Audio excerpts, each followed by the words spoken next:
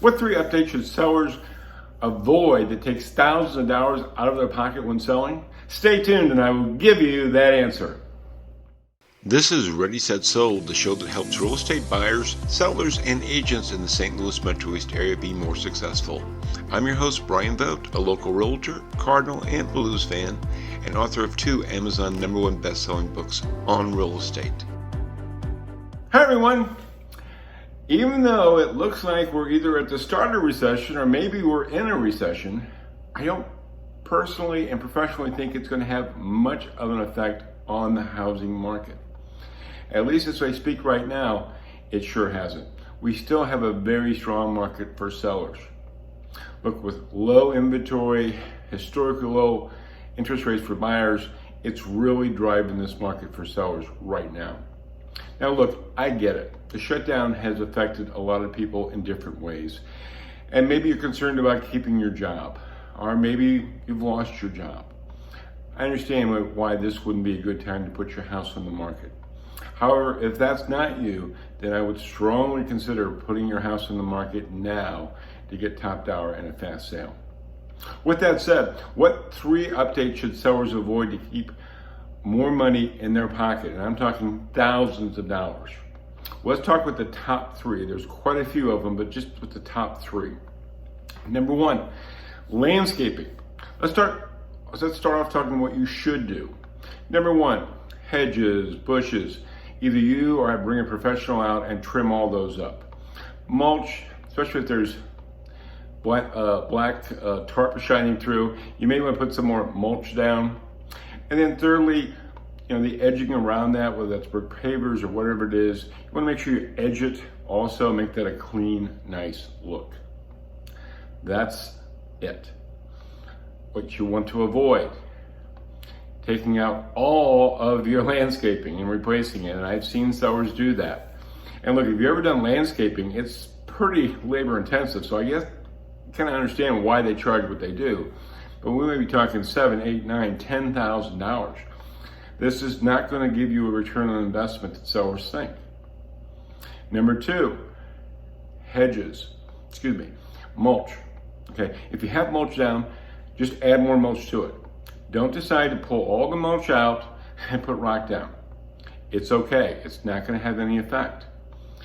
Number 3, if you have rock down, but you don't particularly like the color, and I've seen sellers do this, they want to replace all the rock, pull it all out. There's not only the expense, but the time of getting your house on the market and putting the new rock down. Just stay with the rock that you have. It may not match exactly, but you can blend it in. The buyers are not going to be concerned about that, and it definitely isn't going to put more money in your pocket. Number 2, fences. Let's talk about the shoulds first. If you have a fence, especially wood, that could be any type of fence, but wood fences, look at it. Does it need maybe to be refinished, painted, put a stain on it? Not a problem. Maybe it has some loose boards, maybe some rotten boards, maybe a gate that doesn't close exactly right. Bring a professional in, have that fixed. What too many times I see sellers do is they just see the fence, it's not really the style that they want, it's not the newest style, and they replace the whole thing. I've seen sellers pay up to $6,000, $7,000, $8,000, $9,000, $10,000 and more for new fences.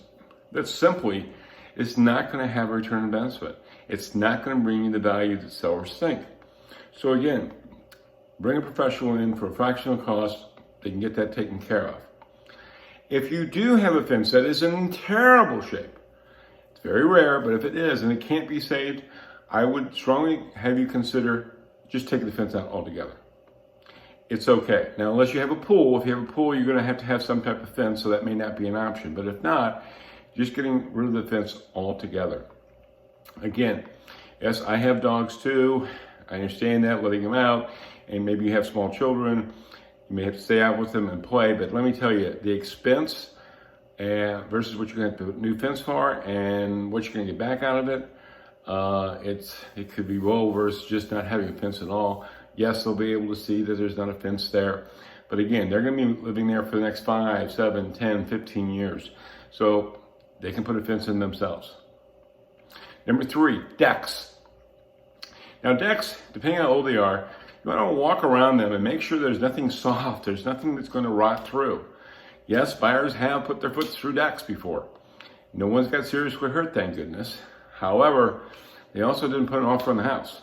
So you want to make sure that you have that flooring is in good shape. Also the handrails, and when I say the handrails around the deck, they're gonna push on those. And if they are loose, that's gonna give them some doubt on the whole structure of the whole deck, thinking that they may have to replace it or have to do some work. And oftentimes that's gonna cost you thousands of dollars on the offer they give you. The same thing with the stairs and the hand railings. Make sure they're secure. Remember, they've never been on a deck or had a house that had a deck before, and they know this isn't the way it's supposed to be. So you want to make sure those things are taken care of. So again, you save money on the offer that you're going to be getting in, and it works out really well. By just looking at these three things can save you thousands, if not tens of thousands of dollars. And I will put in one thing. If you do have to replace the deck, get a wood one.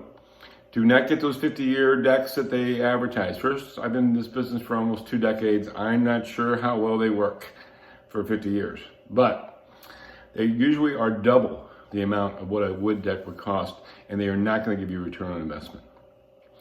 With that said, who do you know that wants to sell now or in the extremely near future, but doesn't want to spend thousands of dollars on costly improvements that simply aren't needed? Maybe you.